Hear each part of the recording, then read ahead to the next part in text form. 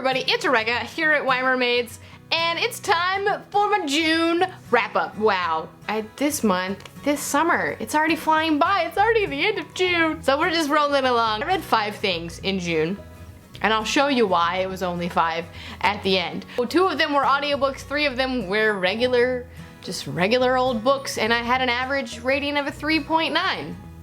So yeah, let's get in to the books. Also, if my nose is red, it's because I got sunburned yesterday because I was at the pool for 4 hours and forgot to wear a hat. So the first book today is Second Star by Alyssa B. Sheinmel, and this was a 2-star read for me, which is what skewed my whole average rating.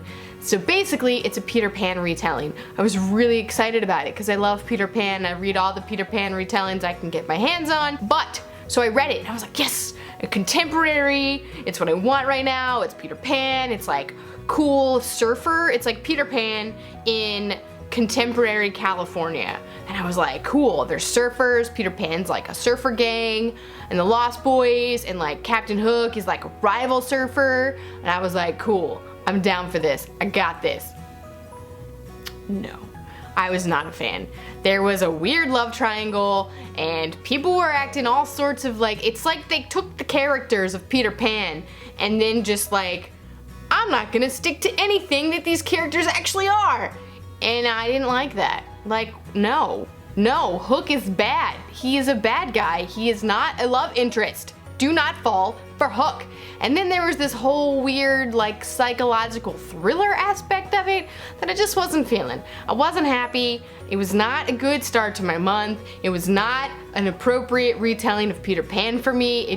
They should have not even mentioned Peter Pan because it had nothing to do with Peter Pan. No. Anyway, so 2-star.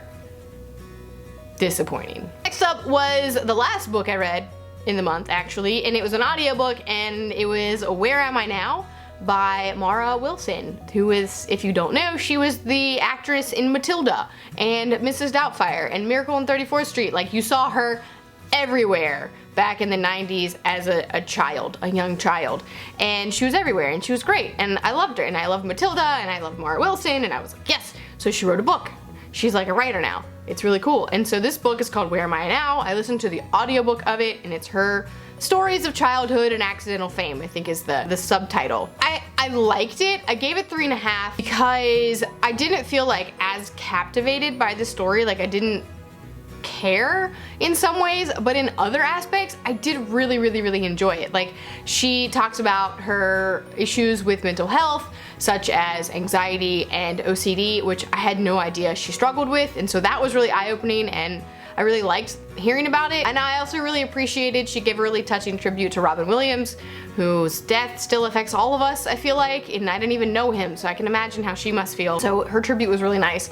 I grew up watching Mrs. Doubtfire and Matilda all the time, pretty much, so I think I was hoping for more than what I got. I read her blog posts and I really enjoyed them, and I think she's a really good writer, but I think maybe it's writing her own story that was tough for her or something, because I just didn't feel as captivated by it as I wish I had. And it might have just been the audio version of it, I don't know. I had really high expectations, and that might have been the reason. And I feel really bad because I was telling Mallory about it, Mallory of Sunshine, and she asked what I thought about it, and then Mara Wilson saw it and commented on it, and I felt really bad because I told her it was okay. It was mediocre, and I felt bad because I felt bad. So I'm really sorry. That's what I thought. It was 3.5. I'm sorry. Anyway, so moving on. It would not be a June 2017 wrap-up without mentioning our Dark Duet by Victoria Schwab, which is the ending, the sequel, the conclusion to the Monsters of Verity duology. Last year it started with the Savage song, and then this was the conclusion, our Dark Duet.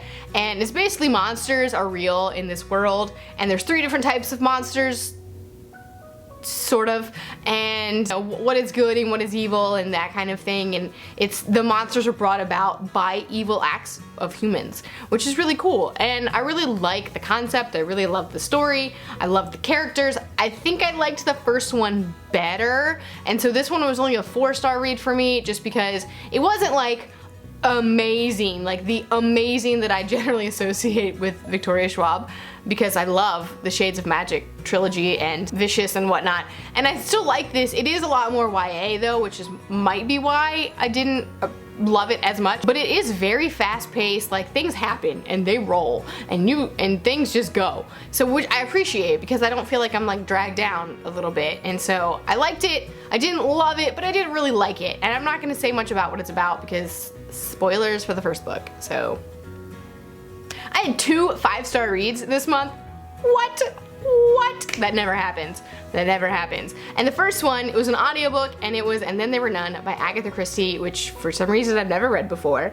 It's a classic murder mystery set in the 1930s, I think, in England. And it's beautiful. I had just finished Downton Abbey, so I was in a big like 1930s England kick anyway, and Dan Stevens narrates the audiobook, and I love Dan Stevens. So I haven't read it. I thought I should read it. I might teach it next year also, so I figured what better way to read it than to listen to Dan Stevens tell the story to me, which was great.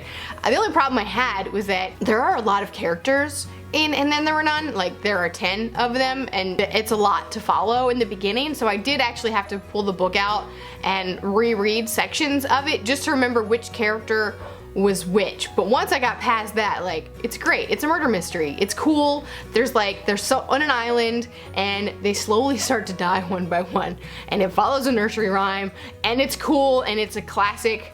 I've said this before. I've said it a million times. I feel like it's a classic murder mystery from Agatha Christie, and I don't know why I never read it before, but I have now, and it was brilliant. And if you need to read it or want to read it, Dan Stevens does the audiobook, and I highly recommend it because I just love him so much. And finally, my last book of the month was a 5-star read, The Nightingale by Kristin Hannah, and I loved it. I was told to read this by my mom and by Sarah and Reads, and I loved it, just like they knew that I would. It was great. It took me a really long time to read it, however. Like, I started reading it in May, and then I put it down, and then I picked it back up from the beginning, because, you know, that doesn't happen where I remember things. And so it took me a while to get into it. It had a slow start, but then I got really into it. It's historical fiction. It's World War II historical fiction, which is my favorite of all time. I just love it so much. And it's 2 women, 2 sisters. The Nazi occupation of France is happening, and these 2 sisters, they react to it in different ways. So it flips by character, by sister, 2 perspectives. Both characters have flaws, which I really appreciate. I liked one more than the other. It also has a frame with, you know, present day, and you're trying to figure out which sister it is. I cried at the end, and I haven't cried in a book in a while, so it was really good. I really loved it. Was it perfect? No, but it was perfect for me. I loved it. It was great. I loved it. It was great. Read it if you like historical fiction set in the 1940s during World War II in France. And that's all that I read in the whole month of June, and part of that, most of the reason of that, it took me a while to get into The Nightingale, and B, I decided that it's summer, I should start like reading the big giant books on my shelf, because when else do I have the time for that? And so I decided to pick up 1Q84 by Haruki Murakami. If you don't know, let me just show you the size of this book, okay? Like, it's gigantic. Like, it's gigantic. I think it's 1,157 pages. I am currently on page 358, and the story is just now getting started, like just now coming together. This is all like set up, all of it. It's a lot. It's really good, but it's a lot. So this is taking up the entire last week, and will take up the first week of July, because I'm determined to finish this before I leave for Japan, which is on the 9th, which I'm really excited about. So anyway, this is why I didn't read more. Well, that is it for my June wrap-up. Let me know if you've read any of these books, what your thoughts are, and what your favorite book that you read in June is. Let me know in the comments. And thanks for watching. That's it for me today. I'll see you next time.